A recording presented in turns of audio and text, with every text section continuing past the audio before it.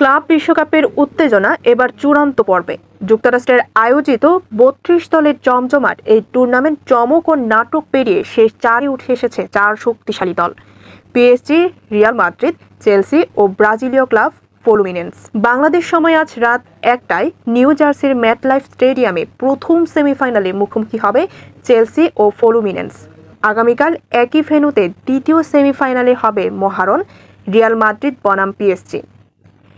এই ম্যাচ ঘিরে বাড়তি উত্তেজনা সৃষ্টি করেছেন কিলিয়ান এমবাপ্পে।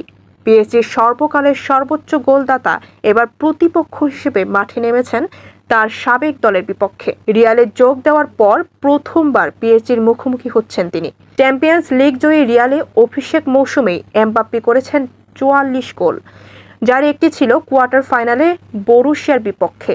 যদিও সেই ম্যাচে মূল নায়ক ছিলেন ১৮ বছর বয়সী গঞ্জালো গার্সিয়া, যিনি ৫ ম্যাচে করেছেন ৪ গোল ও ১ অ্যাসিস্ট। তবুও পিএসজি ডাক আউট মনে করছে সবচেয়ে বড় হুমকি এখনও এমবাপ্পে। অন্যদিকে বায়ার্ন মিউনিখকে ২-০ গোলে হারিয়ে সেমিফাইনালে আসা পিএসজির আত্মবিশ্বাস তুঙ্গে। চেলসি বনাম ফ্লুমিনেন্স ম্যাচেও রয়েছে আবেগের রং। ফ্লুমিনেন্স অধিনায়ক থিয়াগো সিলভা ফিরছেন চেলসির বিপক্ষে, আর চেলসির জোয়াও পেড্রো মুখোমুখি হচ্ছেন তার পুরনো ক্লাবের। পুনর্মিলন আর প্রতিশোধের গল্পে টান টান গল্প বিশ্বকাপের শেষ অধ্যায়। ডেস্ক রিপোর্ট, খবরের দেশ।